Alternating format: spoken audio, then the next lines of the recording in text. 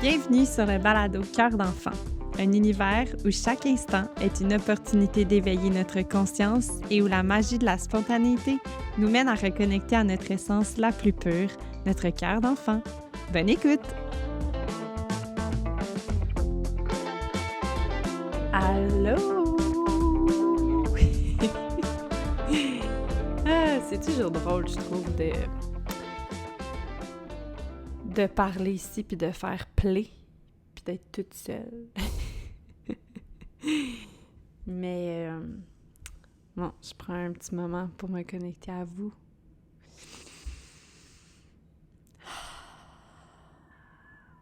Je commence à prendre le beat, là.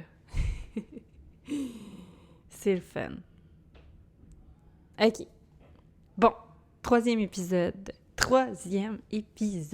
Cool! Je me sens un peu funky aujourd'hui, crazy. Fait que on va voir ce que ça va donner, mais ça se peut que je sois un tantinet folle. C'est correct? OK, bon, par où commencer? Troisième épisode.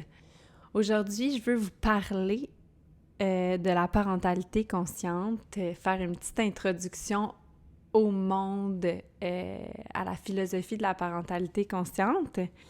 Un peu plus tôt cette année, j'ai donné mon premier atelier en ligne, puis justement, c'est ça, je faisais une petite introduction à la parentalité consciente. Puis là, je revisitais mes notes.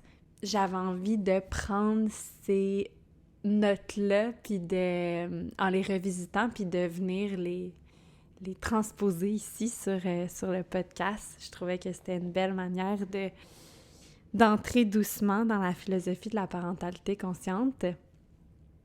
Puis, c'est ça, je vous referai pas une présentation là, de moi, de mon cheminement et tout, ce qui a été fait un peu dans le premier épisode. J'ai envie de commencer directement juste en disant que c'est ça, toutes les expériences que j'ai partagées, tu sais, avant dans ma vie, la grande et belle famille dans laquelle j'ai... Hey, on dirait que mon chum, il est en haut dans la cuisine, puis il fait à manger, puis j'entends bang, bang, bang. J'espère que vous entendez pas ses grands pieds piétinés sur ma tête. Mais... oui, c'est ça, toutes les expériences, tu sais, dans la vie, je pense que notre chemin, il est déjà un peu tracé, puis que tous les événements, quand on les vit, on sait pas nécessairement pourquoi on les vit, puis c'est toujours par après qu'on réalise que « Ah, OK, c'est là que tout fait son sens », puis pour moi, c'est ça que ça le fait quand la parentalité consciente est entrée dans ma vie. J'ai l'impression que c'est vraiment toutes mes expériences de vie, que ce soit de grandir dans une famille de 6, d'être absorbée par le monde de l'enfance, par la maternité, par la parentalité, par la dynamique familiale. Je comprenais pas vraiment pourquoi, tu sais, c'était juste tellement fort en moi que c'était ça ma passion, puis c'était ça ma destinée. Puis après ça... quand j'ai été nounou, dans le monde de l'éducation, c'était juste comme les expériences de ma vie se sont enchaînées, puis j'ai pris des décisions, puis je savais pas trop où ça allait me mener. Puis quand je suis tombée sur l'école, l'institut de Conscious Parenting Coaching, j'ai pleuré. C'était ce genre de grand moment tellement grandiose, c'est plus grand que les mots. Ça m'a complètement jetée à terre parce que c'était comme si tous ces événements-là dans ma vie, tout prenait enfin son sens. C'était comme si, avec tout le temps, j'ai compris pourquoi j'ai choisi ça, puis après ça m'a mené à autre chose, puis après ça, cette autre chose-là m'a propulsée ailleurs. Puis là, quand j'ai découvert la parentalité consciente, c'était vraiment un big haha moment parce que je me disais « Oh mon Dieu, enfin, j'ai trouvé quelque chose de concret, de tangible, quelque chose qui existe dans le monde, qui met en mots ce que j'ai toujours pensé toute ma vie, ce que j'ai toujours ressenti à l'intérieur de moi et que moi-même, je n'étais pas capable de décrire tout à fait. » Évidemment, en devenant maman, c'est tout un monde qui s'est ouvert à moi. Puis, je dis toujours que c'est ma fille, tu sais, mon premier enfant qui m'a menée sur le chemin de la parentalité consciente, bien que ça avait toujours été là, à l'intérieur de moi. Ce désir-là, je savais que j'allais travailler dans le monde de l'enfance, dans le monde de la famille. Je savais juste pas encore de quelle manière. Puis quand j'ai découvert la philosophie de la parentalité consciente, ça a été comme, OK, enfin ma pensée, puis mes valeurs, puis mes réflexions que j'ai eues toute ma vie en mots. Et non seulement cette philosophie va révolutionner ma vie, mais je peux aussi en faire mon métier, ma mission, que mon travail soit de partager ces enseignements-là dans le monde. C'était... Je pense que ça reste un des plus beaux moments de ma vie. Tu sais, quand tu te souviens exactement du moment, de ton feeling, de l'émotion qui t'a complètement traversé, ça, c'en est un. Donc, rentrons, plongeons dans l'univers de la parentalité consciente. Je suis bien excitée. Puis c'est ça, en fait, je me suis dit, go! C'est le bon moment de vous en parler puis de revisiter un peu cet atelier-là que j'avais écrit un peu plus tôt cette année parce que je vais donner un autre atelier au point de service de sage-femme à Granby le 23 mai. Donc là, je ne sais pas si l'épisode sort avant ou après, mais ça, c'est des petits détails. Donc, ouais, on plongeons plutôt ensemble dans l'univers de la parentalité consciente.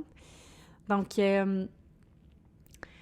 qui est à l'origine de la parentalité consciente? C'est sûr qu'il y a beaucoup de professionnels avec le temps qui ont un peu comme solidifié ce nouveau concept-là parce que c'est quand même assez récent comme, tu sais, tout ce qui est parentalité positive, bienveillante, parentalité consciente, c'est tout des mots, des philosophies, des façons d'approcher la parentalité qui n'existaient pas vraiment, ou du moins qu'on entendait beaucoup moins parler il y a quelques années, tu sais, quand nous, ma génération, on était jeunes, puis c'était nos parents, nos grands-parents, il n'y avait pas cette richesse d'informations-là, donc ça a été plein de personnes, en fait, qui, avec leurs enseignements, leurs recherches, des psychologues, des psychoéducateurs qui sont venus solidifier, tu sais, l'univers des différentes facettes de toutes les sortes de parentalité.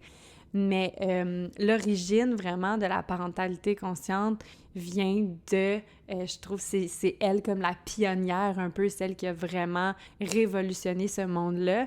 Je vous en avais parlé un peu dans le premier épisode, mais c'est important pour moi de redire son nom parce que c'est vraiment, moi je vous transmets ses enseignements qu'elle m'a transmis. Donc, c'est important de lui faire honneur. Donc, Dr. Shefali Tsabary, puis moi, mon Dieu, cette femme, je bois ses mots.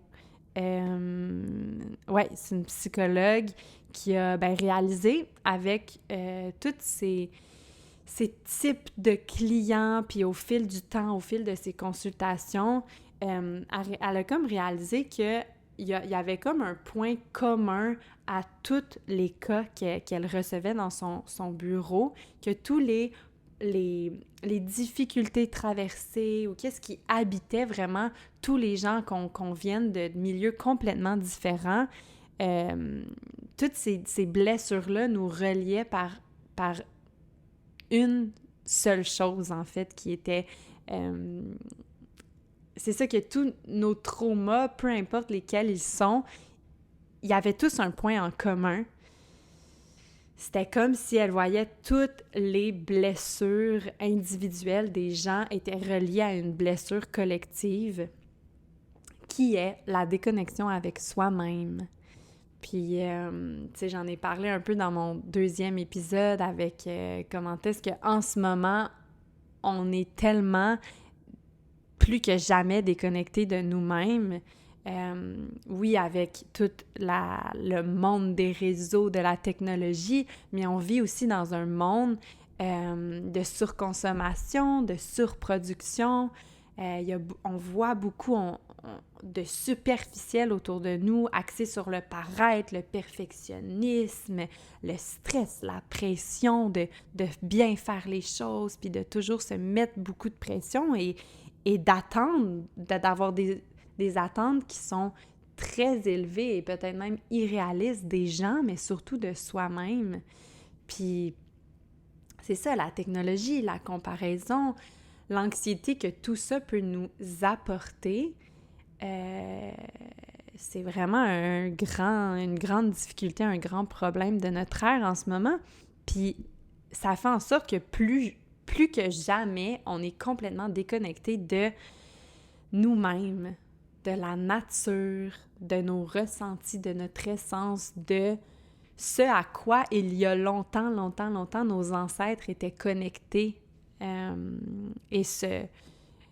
nature était le plus grand enseignant, tu sais, du monde, il y a très longtemps. Puis on a tellement été déconnectés de ça, de la simplicité, que c'est triste, puis il faut réapprendre maintenant à se reconnecter puis à se relier à elle.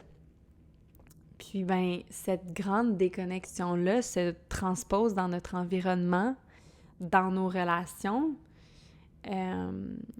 et donc inévitablement dans la relation la plus importante et la plus présente de notre vie, dans notre relation familiale, notre environnement familial, parce que c'est souvent là qu'on va y passer le plus de temps.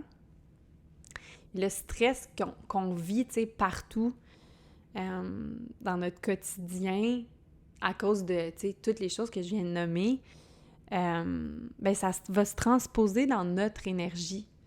Puis ça, c'est grave parce que nos enfants sont les premiers à le ressentir. Puis après, on se demande, tu sais, pourquoi il y a de plus en plus de cas de diagnostic dans les écoles, tu sais, d'enfants qui sont très, très, très anxieux dès un très jeune âge, des enfants stressés. Puis, ben c'est parce que nous, on est déconnectés de nous-mêmes. Nous, cette déconnexion-là crée des tensions dans notre corps, nous stresse. Donc, imaginez, tu sais, la grande déconnexion que ça crée dans la relation avec nos enfants si nous-mêmes, on est complètement déconnectés de qui on est. Puis c'est souvent cette déconnexion-là, si on ne cherche pas à se reconnecter à nos outils, à l'essentiel, c'est cette déconnexion-là qui va créer les traumas avec lesquels on a grandi, avec lesquels nos enfants ils vont grandir si on n'intervient pas, si on se... J'ai envie de dire, on se supporte. Il faut aller chercher quelque chose qui nous supporte dans tous ces défis-là, puis quelque chose qui va nous aider à naviguer dans ce monde de surconsommation, puis de grand stress. Donc, tu sais, avec tout ce problème-là, on peut se poser comme question, c'est quoi la solution? Tu sais, oui, OK, on le dit, on vit dans un monde qui va trop vite en ce moment, on n'arrête pas de le dire, mais c'est quoi la solution? Et selon moi, ben la solution, c'est la parentalité consciente. Parce que la parentalité consciente, c'est tellement pas juste une philosophie de parentalité, c'est une philosophie de vie, c'est un style de vie, c'est un mode de vie. C'est comme, pour moi, un vent de fraîcheur, tu sais, une nouvelle façon d'enseigner, de guider, de regarder et de vivre la parentalité. puis de vivre notre vie tout court, tu sais. Je pense qu'on a besoin de cette révolution-là parentale pour guérir petit à petit le monde dans lequel on vit. Puis d'abord et avant tout, tu sais, pour guérir le monde de la parentalité, pour prévenir l'authenticité de nos enfants, il faut éveiller l'humanité.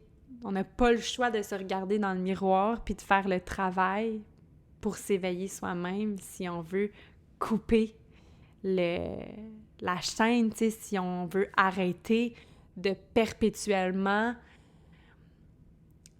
élever des enfants, des êtres humains qui vont juste continuer de grandir dans cette déconnexion-là, tu sais. Faut casser ça, faut briser ça. Puis, c'est en s'éveillant soi-même, puis c'est ça la grande mission, c'est ça le noyau de la philosophie de la parentalité consciente. Puis là, vous vous demandez peut-être c'est quoi qui différencie un peu la parentalité consciente des autres types de parentalité. Justement, comme je vous ai dit tantôt, on entend un peu plus souvent peut-être, là on commence de plus en plus, je vois beaucoup de trucs sur la parentalité consciente qui est de plus en plus présente, on dirait, mais dans les années qui ont précédé, tu sais, ce mouvement-là, ou peut-être moi, dans ma vie, j'ai commencé avec la parentalité positive, après, on dirait, il y a eu le mouvement de la parentalité bienveillante, puis là, c'est ça, vous vous demandez peut-être comme c'est quoi les nuances, qu'est-ce qui fait en sorte que telle approche est un peu différente. Donc, je suis allée voir, j'étais allée faire des petites recherches pour voir comment que Internet le décrive ces façons-là de ces types de parentalité-là. Donc, Naître et grandir disait que la parentalité positive, ça va être vraiment d'écouter, de respecter les besoins de l'enfant, tout en favorisant une approche qui va développer la confiance en soi, le respect, la communication et l'intelligence émotionnelle. C'est vraiment ça qu'on va vouloir venir soutenir dans le développement de l'enfant. Ensuite, pour la parentalité bienveillante, encore Naître et grandir disait que ici, ça va vraiment être une façon de se mettre à la place de l'enfant pour mieux le comprendre. Donc, on veut vraiment venir guider l'enfant plutôt que de le contrôler. Puis, on veut réparer et collaborer au lieu de punir avec les bonnes vieilles méthodes d'aller réfléchir dans notre chambre. On veut plus ça. Puis, la parentalité consciente, ici, c'est de vraiment voir nos enfants comme des individus à part entière, des individus qui sont déjà connectés à leur authenticité. C'est pas les parents qui élèvent les enfants, c'est de le voir à l'envers puis de réaliser que c'est souvent les enfants qui vont élever les parents, qui vont nous élever vers le haut, qui vont nous enseigner à devenir plus conscients, à redevenir, réapprendre à se reconnecter à soi-même parce que nos enfants sont tellement connectés à eux-mêmes de façon tellement naturelle. Donc, ils vont nous enseigner à revenir un peu plus à ça, à cette sagesse-là. Puis, c'est ça, tu sais, de retrouver un peu ce qu'on a perdu au fil du temps. Donc, la grande différence ici pour moi, quand je vois un peu ces définitions-là, pour moi, la grande différence de la parentalité consciente, contrairement aux autres styles de parentalité, ici, le focus n'est pas sur l'enfant, mais bien sur le parent, au niveau de l'introspection, au niveau des interventions. On va toujours se demander qu'est-ce que ça éveille chez moi? Qu'est-ce que mon enfant est en train de m'apprendre? Quel message mon enfant est en train de m'envoyer à moi? Puis, dans la parentalité consciente, c'est ça, là, on entend souvent le mot dans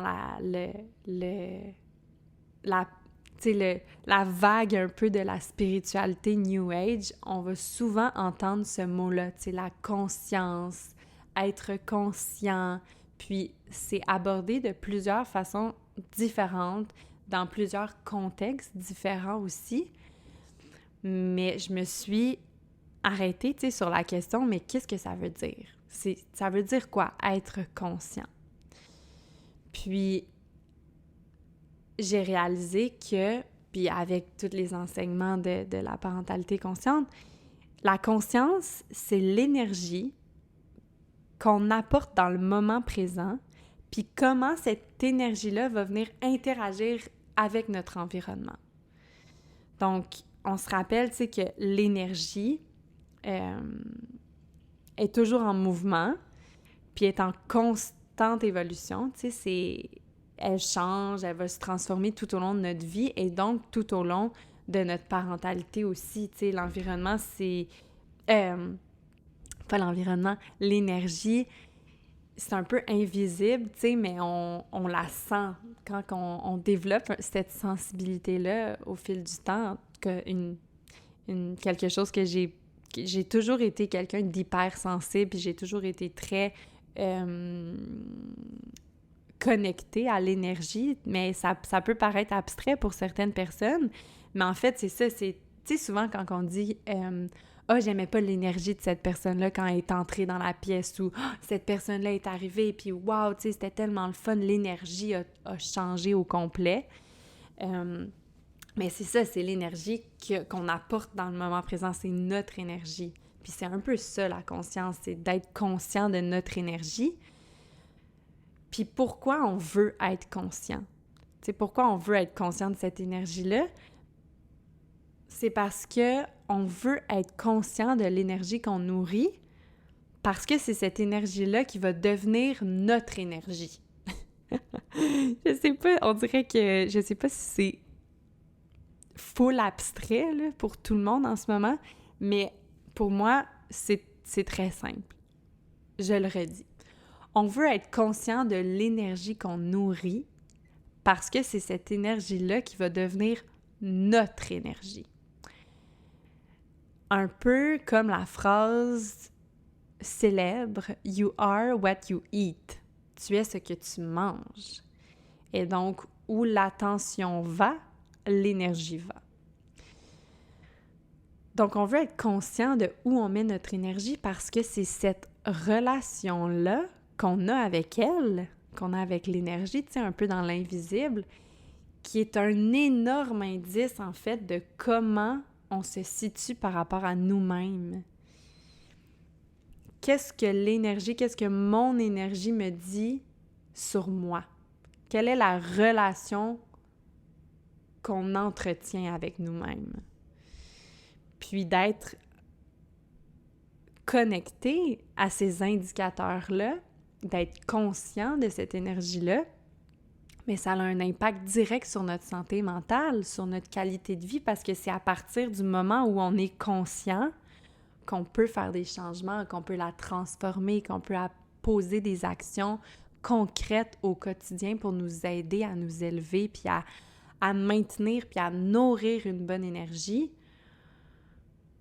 pour l'émaner, pour la transmettre aux autres, pour la transmettre dans notre environnement. Donc, si on a une relation harmonieuse avec nous-mêmes en nourrissant cette énergie-là qui est pleine de vie, pleine de vitalité, pleine d'amour, cette harmonie-là va fort probablement se transposer dans nos relations interpersonnelles, dont avec notre famille et nos enfants. C'est sûr, en fait. J'ai dit fort probablement, mais je vous le confirme. Donc, tu sais, si on résume un peu tous ces beaux mots qui peuvent sonner un peu abstraits, faire ce shift-là dans notre énergie, prendre conscience de ça, va nous transformer, donc transforme inévitablement notre relation avec nos enfants. Puis c'est ça qu'on veut, c'est ça qu'on veut. Donc, en parentalité consciente, on va beaucoup travailler avec ça, vraiment, beaucoup, beaucoup. Donc, c'est ça, tu sais, ben quel impact concret, mettons, ce shift d'énergie-là va apporter à notre dynamique familiale? Ce shift d'énergie-là apporte tellement de changements parce que quand on se permet de voir les choses autrement, quand on va nourrir consciemment les choses qui nous font du bien, on s'ouvre à une sensibilité énergétique, puis on va commencer à voir la vie pour ce qu'elle est. On va vraiment commencer à voir les choses autrement. On se détache tranquillement de nos attentes, de la pression qu'on va se mettre trop souvent sur les épaules, puis c'est cette idée-là, tu sais, de changer son énergie, de changer son mindset, de commencer à accepter la vie pour ce qu'elle est vraiment. C'est ça qui va nous permettre de s'ouvrir à une nouvelle dynamique familiale, puis de vivre notre vie plutôt que de la subir. Puis ça, c'est tellement, tellement un grand changement quand tu réalises que ce changement-là dans ta vie, ces prises de conscience-là, puis que tu as un impact direct sur eux. On dit souvent, des fois, on entend le fameux discours qu'on est donc bien victime de notre vie, puis telle chose m'est arrivée, puis on subit, c'est lourd, il y a quelque chose qui est très... On est dans le victimhood. Puis quand tu te mets à être conscient que finalement, on a beaucoup plus de contrôle qu'on nous a toujours dit sur notre vie, sur notre environnement, sur notre dynamique familiale, sur notre relation avec nous-mêmes. Tu sais, là, la fameuse phrase de « je suis née de même », là, « je changerai pas, je suis née de même ». Mais ça, c'est la première grande erreur parce que comment est-ce qu'on veut évoluer si on reste dans ce discours-là, tu sais, c'est triste d'entendre ça, puis j'espère que si vous entendez cette phrase-là, vous êtes comme « non, non, non », puis vous corrigez les gens parce que c'est la première prise de conscience à avoir. OK, hey, j'ai le choix et je peux décider de vivre ma vie plutôt que de la subir. C'est grand, c'est extrêmement grand. Puis la mission de la parentalité consciente, ben c'est avec tous ces enseignements-là, ces transformations-là du parent, en fait, ces transformations-là de soi-même qui va changer la vision de la relation parent-enfant. Le focus ne sera plus sur le comportement de l'enfant, mais bien sur la réaction des parents. Puis c'est là alors qu'on peut se demander qu'est-ce que ma réaction me dit sur moi-même, hein? Quand on est déclenché dans une situation avec nos enfants, dans une dynamique où on a l'impression là, que, mon Dieu, on est donc pas dans une bonne journée, puis c'est quoi le mood, puis il y a comme, des fois, il faut juste changer, tu sais, tout ça, mais qu'est-ce que ma réaction me dit sur moi-même? Qu'est-ce que mon mood me dit sur moi-même? Des fois, on va avoir tendance à mettre ça des fois sur la faute des autres ou « il s'est passé telle affaire aujourd'hui » ou « mon enfant me dit telle affaire puis c'est pour ça que je suis dans ce mood-là ». Oui, des fois, ça peut arriver, of course, mais des fois aussi, c'est juste de se reconnecter à l'interne, à aller regarder à l'intérieur de soi au lieu de toujours tourner le regard à l'extérieur. Puis quand on entre dans un chemin introspectif, tu sais, dans le chemin de l'introspection, on se met à se poser vraiment beaucoup, beaucoup, beaucoup de questions.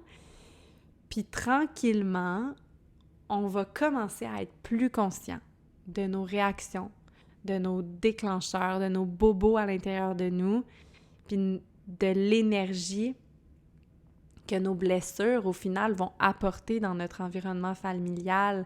Puis je trouve, selon moi, c'est ici que notre vision puis que notre approche de la parentalité va changer complètement. Parce qu'on va réaliser en fait que nos enfants sont nos plus grands enseignants, puis qui ont au final beaucoup plus à nous apprendre que nous, on a à leur apprendre. Quand on tourne le regard à l'intérieur de nous, puis on utilise toutes les petites situations dans nos vies pour venir s'élever soi-même au lieu de réprimander les autres. Dr. Shefali a dit, c'est pour ça que ça s'appelle parenting et pas childing. Parce que c'est pas à propos de l'enfant, mais c'est bien à propos du parent. C'est pour ça qu'on appelle ça la parentalité. C'est le parent qui est au centre de tout ça, parce que tout passe par nous. Alors, connectons-nous avec nous-mêmes, reconnectons-nous à notre essence, puis après, on va être plus connectés à nos enfants, puis après, nos enfants vont être plus connectés que jamais à nous puis tout ça va favoriser notre relation. Comment vous voulez être connecté à eux si vous n'êtes pas connecté à vous-même?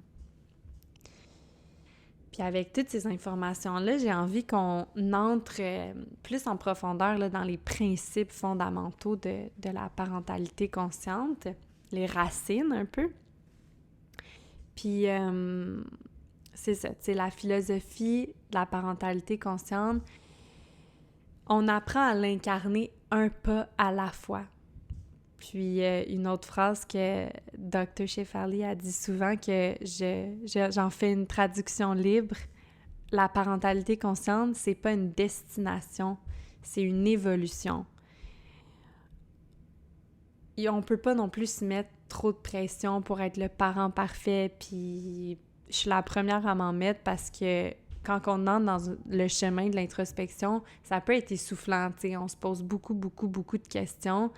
Puis c'est essoufflant à être conscient, c'est vraiment essoufflant et demandant parce que c'est bien plus facile de fermer les yeux puis de continuer à vivre notre vie dans les automatismes puis dans l'inconscient. Puis c'est déstabilisant et même très confrontant d'entrer dans la conscience, dans notre plein pouvoir.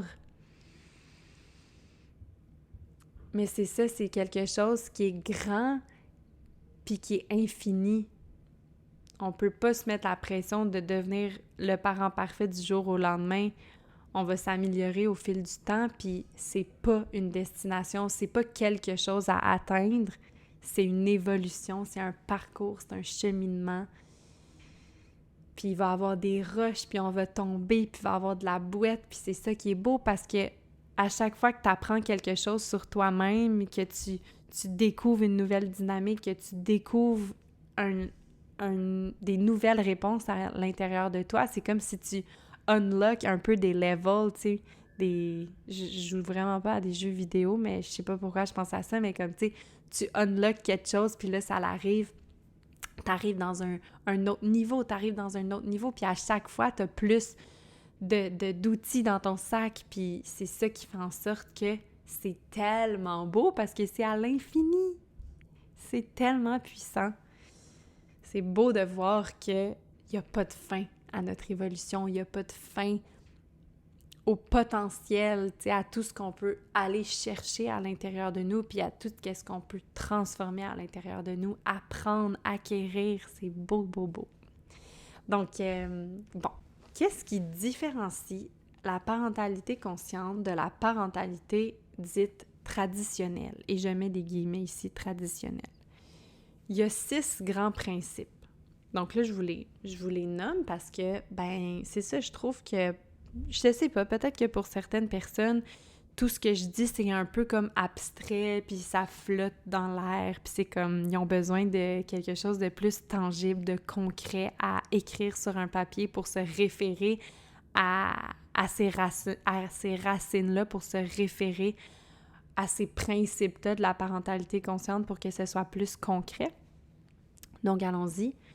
La parentalité consciente est basée sur la connexion et l'émancipation plutôt que sur le contrôle et la peur. Donc, on va souvent le voir là, dans la parentalité plus traditionnelle,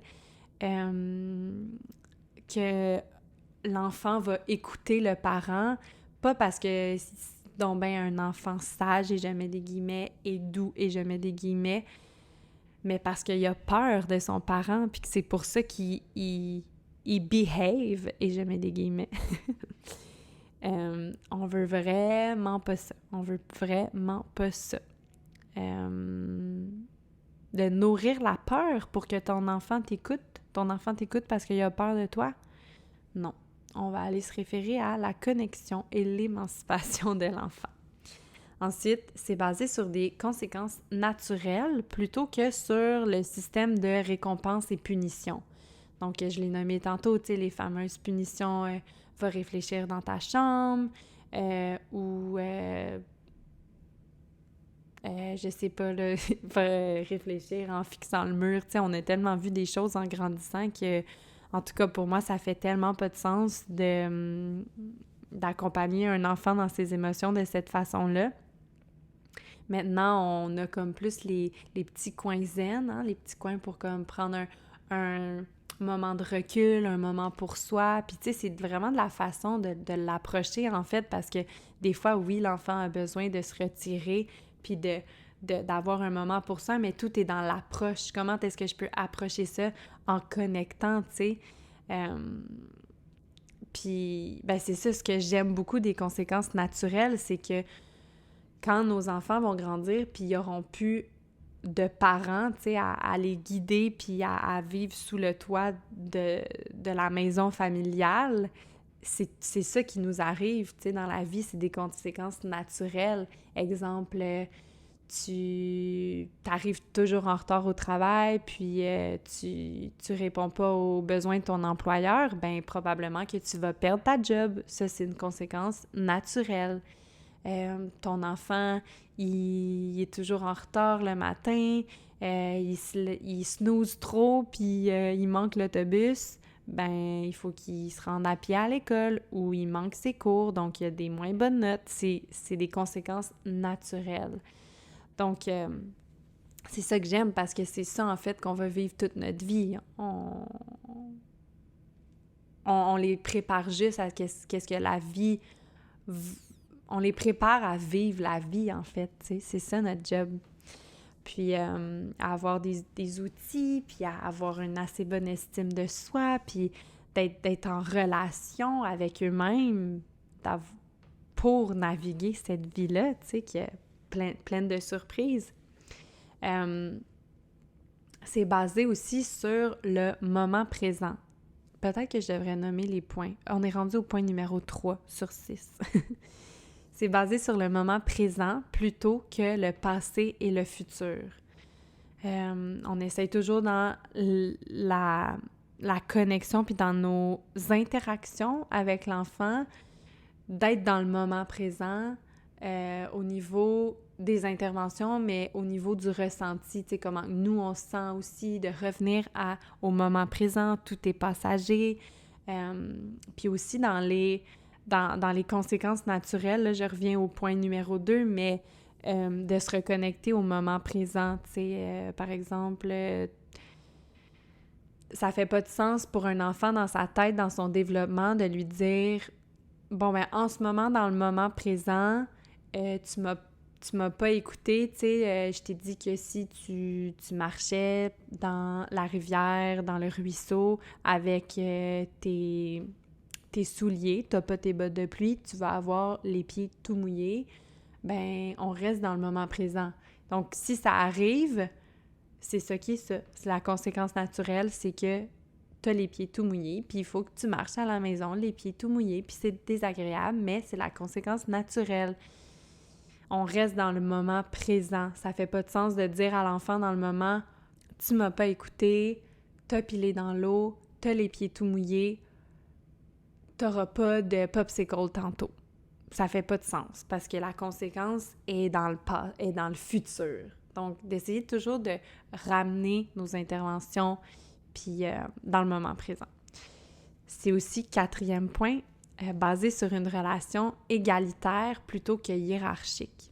Puis oui, la hiérarchie, tu sais, l'image de la famille, que le parent, son rôle, c'est de soutenir l'enfant, de le guider, de faire en sorte qu'il est en sécurité, que ses besoins sont répondus, ça oui.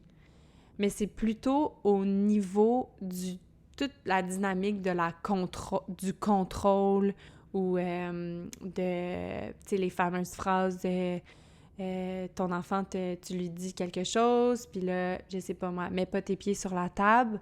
Pourquoi? Parce que je suis ta mère. Non, on est tous égaux, puis on va y aller plus dans l'explication. Tu sais, il n'y a pas de hiérarchie au niveau « tu écoutes ce que je dis parce que je suis le parent ». Je sais pas si j'ai bien expliqué la nuance ici, mais voilà. Je veux pas me répéter non plus. 5e point, c'est basé sur une culture qui est plus innovante. J'en ai parlé tantôt, tu sais, on le voit de plus en plus, les types de parentalité bienveillante, positive, consciente, plutôt que justement sur la culture dominante, sur la culture plus mainstream, tu sais, de vivre un peu la même journée chaque jour, d'être sur le pilote automatique, de faire les choses parce qu'on nous les a fait quand on était jeune, de répéter les mêmes choses parce qu'on nous les a dites. C'est un peu ça qu'on veut casser, tu sais, le pilote automatique, métro, boulot, dodo, c'est une culture innovante,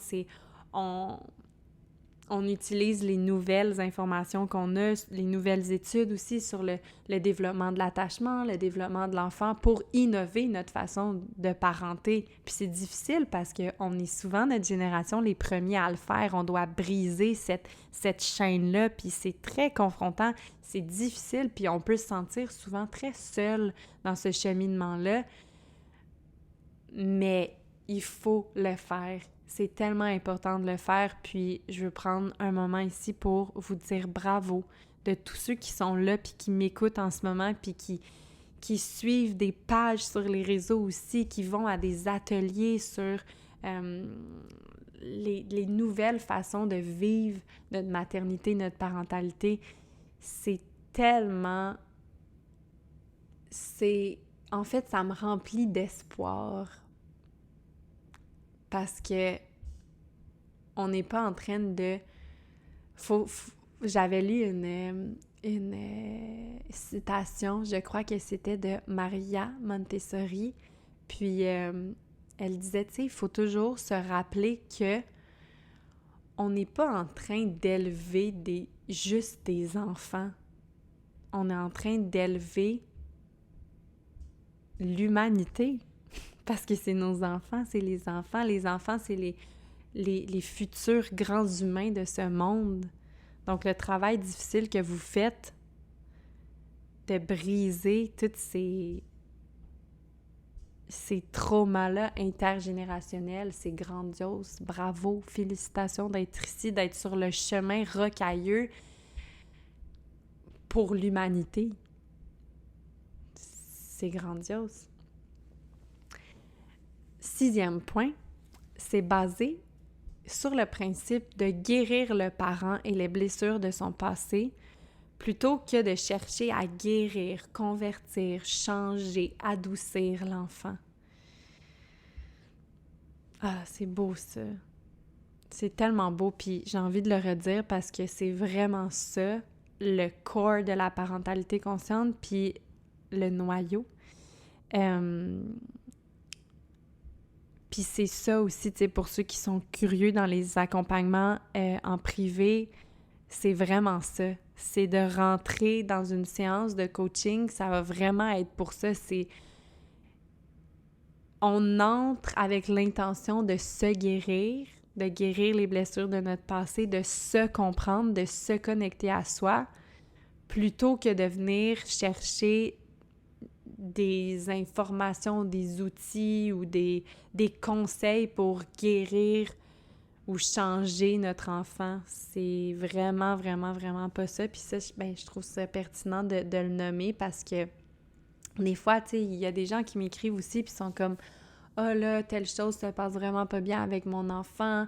Je trouve ça vraiment difficile. Qu'est-ce que je peux faire pour telle situation? » Puis souvent, moi, je reste un peu sans réponse parce que j'ai pas la réponse en fait. En tant que coach en parentalité consciente, je suis pas là pour vous donner vraiment Oui, c'est sûr, il y a des outils pour connecter avec son enfant, puis il y a des outils dans la façon d'interagir puis d'intervenir avec notre enfant, mais c'est vraiment le focus est sur guérir le parent et les blessures de son passé plutôt que travailler sur l'enfant. Dans les séances, on parle pratiquement pas de vos enfants. On va parler de vous, parce que c'est vous qui êtes au centre, hein? La parentalité, c'est vous le parent. Donc, là, avec toutes ces infos-là aussi, vous pouvez vous demander comme, est-ce que je suis sur le bon chemin? Est-ce que je suis un parent conscient? Il y a 4 indices pour reconnaître qui est un parent conscient. Un parent conscient, c'est un parent qui va porter son attention sur lui-même, comme j'arrête pas de le dire, qui va faire beaucoup d'introspection, énormément. Un parent qui va aussi porter son attention sur la relation avec son enfant. Un parent qui va venir porter son attention sur les besoins de son enfant et sur la connexion avec son enfant. Donc, introspection, relation, besoin et connexion. C'est des bons mots qui nous guident un peu à savoir on en est où sur, dans la relation, dans notre façon d'approcher notre parentalité. Ces mots-là nous guident vraiment. Ouais, crime, ça va vite, le temps passe si vite. OK, j'enchaîne. Puis là, ben, je me suis comme écrit une petite liste de petites astuces pour apporter plus de conscience dans notre parentalité. Fait que c'est ça, c'est comme j'arrête pas de le dire, la philosophie, les enseignements, c'est vraiment un territoire très, très vaste où on peut explorer plein d'horizons différentes en profondeur puis de différentes manières. Donc, tu sais, ça, c'est juste des petites astuces pour juste donner des petites pistes de réflexion, pour juste s'aider à évoluer, cheminer, puis qu'est-ce que je peux faire pour apporter des petites parcelles de conscience dans ma parentalité. Un peu comme des petits rappels, tu sais, des petits reminders. Donc, ça va peut-être aussi faire un beau résumé, tu sais, de tout ce qu'on vient de regarder ensemble. Donc, ben, c'est ça, des petits liste de petits rappels. Lorsqu'on oriente le focus vers soi, tout va changer. Puis c'est ça le premier pas vers notre évolution personnelle et notre évolution dans la relation avec notre enfant. Donc, dans l'évolution de l'humanité, parce qu'imaginez tout ce que vous allez transmettre à vos enfants. Ça va pas se perdre, ça va être en eux pour toute la vie. Puis c'est eux après qui vont être les hommes de demain, les humains de demain.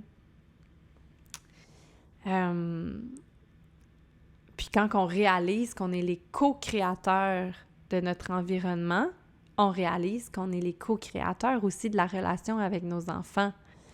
Parce que le travail qu'on fait sur soi-même, puis les actions concrètes qu'on va venir installer dans notre quotidien, c'est ça qui va nous propulser vers notre transformation. C'est là que notre énergie va changer. Puis que c'est là, quand notre énergie change, que notre famille va le ressentir. Souvent, quand on est sur un cheminement comme ça de transformation, quand on entre dans la spiritualité, au fil du temps, les gens vont le ressentir, hein, puis on n'a même pas besoin de dire aux gens « Ah, essaye ça » ou « Fais telle chose » ou « Si, ça ». Ça va vraiment être... Ils vont commencer à l'être puis à incarner un peu plus de conscience dans leur vie parce que nous, on va émaner de cette énergie-là qui est transformatrice puis plus grand que soi. Tu sais, c'est là qu'on va venir inspirer les gens, c'est en l'incarnant nous-mêmes. Puis quand on se permet de reconnecter à nous-mêmes, qu'on dit adieu à la version endoctrinée, tu sais, un peu de nous. C'est là qu'on incarne notre vérité, qu'on reconnecte à nos racines, tu sais, à notre authenticité d'enfant, tu sais. C'est pour ça qu'on utilise beaucoup en parentalité consciente l'enfant intérieur. C'est pour ça le podcast Cœur d'enfant, c'est de reconnecter à ça parce que c'est la base de la vie, de reconnecter à ce qu'on est venu faire ici, à notre authenticité avant d'avoir été submergé par toutes les informations superficielles, par toutes les choses qu'on nous a dit d'être pour fonctionner dans ce monde. Puis c'est là qu'on se fait le réel cadeau de ressentir la paix à l'intérieur de nous, de ressentir la joie. On se détache de ce qu'on veut être pour les autres, de ce qu'on aimerait avoir l'air pour les autres. C'est comme « Hey, j'ai pas de compte à rendre à personne, là. Moi, je suis venue faire mes choses ici. » Reconnectons avec cette essence-là. Puis c'est souvent ça, tu sais, qu'on veut pour nos enfants, qu'ils soient heureux, qu'ils soient joyeux, pour de vrai, tu sais, pas parce qu'on leur a dit. On entend souvent, tu sais, tu sais, moi, mes enfants, je veux juste qu'ils soient heureux. Mais nous, là-dedans, est-ce qu'on s'est oublié? Tu sais, on doit avant tout l'incarner, nous aussi, pour modéliser un peu cette joie-là, cette paix-là pour nos enfants, cette paix intérieure. Tu sais, on n'a pas besoin de dire à nos enfants quoi faire ou qui être. Toi, le parent, incarne cette version-là de toi-même. Sois une inspiration pour eux. Transmets-leur l'énergie que tu souhaites ressentir. C'est pour revenir un peu à l'énergie abstraite du début. C'est quand on change notre énergie qu'on va changer l'énergie de la pièce, de l'environnement. Puis c'est quand on change l'énergie de l'environnement qu'on change l'énergie de nos enfants. Puis là, c'est peut-être une chaîne encore pas claire, mais j'avais écrit dans un post à un moment donné, puis je pense que ça reste une de mes phrases préférées. Je trouve qu'elle a tellement de sens, puis qu'on peut vraiment le voir. J'avais dit, il y a une certaine magie qui opère lorsqu'on incarne nos besoins au lieu d'imposer nos besoins. Puis là, tu sais, j'ai l'image dans la tête de parents, tu sais, dans la maison super stressés, puis là, ils font tout vite, puis là, il faut aller à telle place, puis là, j'ai pas fait la vaisselle, puis là, hey, range donc tes souliers, puis là, je t'ai dit de te brosser les dents, puis ta. Tu sais, le fameux, là, le début de film, si vous écoutez un film là, de classique, le chaos familial, le déjeuner, on fait brûler les toasts, c'est sûr que vous avez déjà vu des trucs de même. Le chien fait pipi par terre, là, tout le monde, l'énergie est tellement intense, là, tout le monde se font chier, puis tout le monde est comme pressé, puis tout le monde se pile dessus, puis là, souvent, ça va comme être... Les parents vont comme « Ah, c'est de la faute des enfants », puis là, les enfants aussi, là, c'est de la faute des parents. Là, c'est comme une boucle sans fin. Mais c'est parce qu'on le regarde à l'envers, tu sais. Je pense que, justement, incarne tes besoins à toi. Si ton besoin, en ce moment, l'énergie de la pièce est comme « Hi, là, t'as pas de fun du tout », qu'est-ce que tu as de besoin en ce moment? Reconnecte-toi à toi-même. J'ai besoin de calme, j'ai besoin de silence, j'ai besoin de me déposer. Incarne-le toi-même. Fais-le. Arrête tout. Va t'asseoir au soleil, dans le salon. Ferme tes yeux, 1 minute. Respire. Mets ta main sur ton cœur, sur ton ventre. Puis incarne tes besoins au lieu de les imposer, au lieu d'être comme...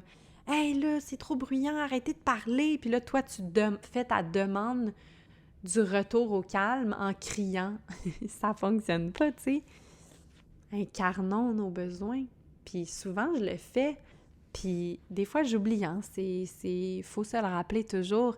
Mais chaque fois que je le fais, c'est difficile de sortir de la loupe puis de toutes nos obligations, puis que souvent quand on est dans la salle familiale, tu sais, le salon, la cuisine, on voit toutes les choses qu'on a à faire, puis on oublie, tu sais, parce qu'on a notre to-do list dans la tête, puis là, il faut faire ci, ça. C'est difficile de se sortir de ça, puis de faire comme, hey, en ce moment, de se reconnecter à nous, j'ai besoin de calme, je vais aller me calmer moi-même, puis quand je le fais, je vais m'asseoir, je lis mon livre sur le divan. Souvent, ma fille va venir s'asseoir avec moi, lire son livre à côté, puis de ne pas avoir peur de nommer aussi nos besoins à nos enfants. Ils comprennent plus qu'on pense. Ah! Crème, ça fait déjà presque 1 heure que je parle. Quand on part sur quelque chose qu'on aime, hein, on dirait qu'on pourrait parler à l'infini. Merci. Merci tellement d'être là. Puis on dirait que je pourrais continuer encore longtemps, mais j'ai envie de... je pense que c'était des bons rappels, c'était un bon résumé. Puis, ouais, que c'est ça en fait, la parentalité consciente, c'est d'utiliser la médecine de l'introspection au service de soi-même, au service de notre famille, au service de nos enfants.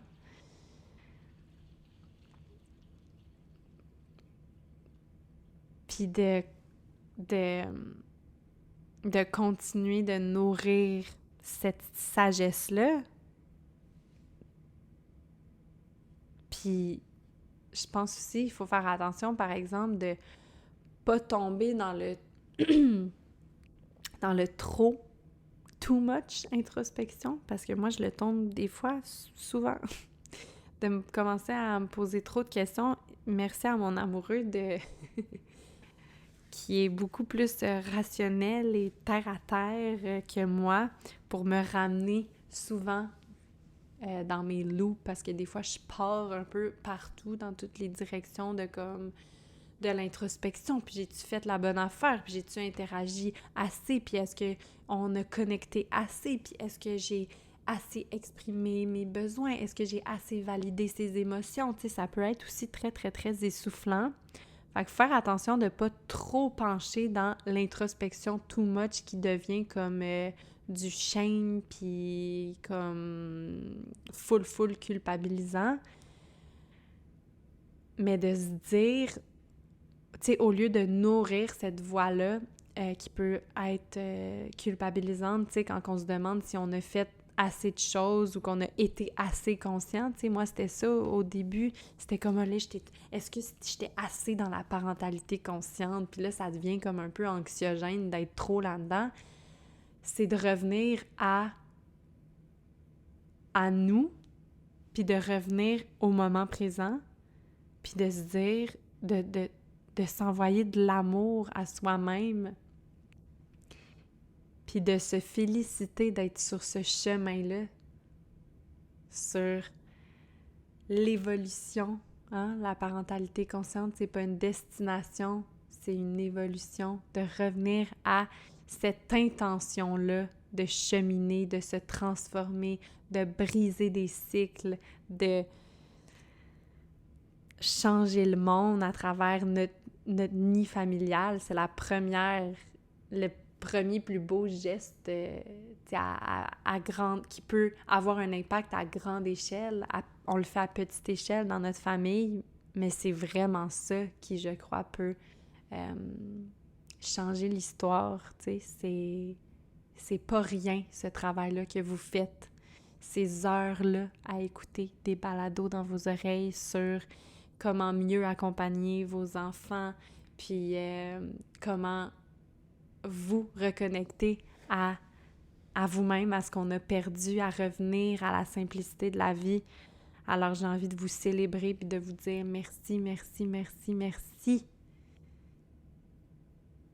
C'est le plus beau cadeau que vous vous faites à vous-même et donc à vos enfants. C'est touchant, ça me touche toujours de voir que il y a ce désir-là de changer, de faire les choses autrement, de mieux les faire, de les faire avec plus de conscience. Merci infini d'être là. Je vous aime, je vous envoie plein d'amour, puis on se voit bientôt. Bisous! Bisous, bisous! Je finis tout de même. Bisous, bisous, bisous. Bon, j'envoie plein de bisous. Bisous à tous. Bisous, bisous. XOXO, Gossip Girl.